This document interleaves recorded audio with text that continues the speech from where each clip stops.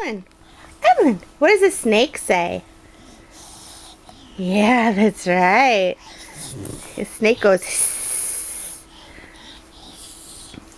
What about a frog? What does a frog say? What does the frog say? Yeah, that's what a frog says. What does a tiger say? Evelyn, top of your head. Okay, bye. See you later. Thanks for speaking with us today, Miss Hoffman. We appreciate your time.